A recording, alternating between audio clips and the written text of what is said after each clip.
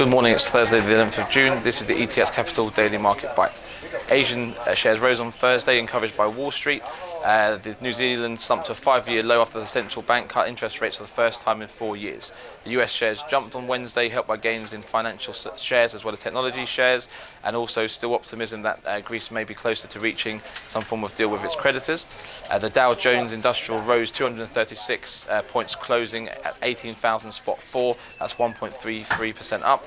The S&P went up 25 pips to 2105.2, and the Nasdaq closed at 50.76, 62 points up. In the FX space, the New Zealand dollar slid more than 2% on the day to a 5-year low of spot 7 against the dollar after the Royal Bank of New Zealand cut interest rates to 3.25%. A bit of a shock and a surprise to the market, and not many were really expecting that. The dollar actually was last up about 0.4% against the yen at 123.21, has dropped off actually from a 13-year high, of 125.86 on Friday. The euro was down 0.2% at 113.02. Common currency gained 1.7% so far this week, helped by the spike in the eurozone debt yields. In the commodities space, the US crude was down 0.3% at $61.25 after jumping 2% on Wednesday. Brent shed 0.2% to $65.59 after a 1% gain. In the equity space, Royal Bank of Scotland, so Britain's starting to sell its £32 billion stake in RBS in the coming months, according to Finance Minister George Osborne, giving up on his previous intention to only sell the shares at a profit, so selling them at around 354 pence as opposed to what they bought the shares at of 500 pence.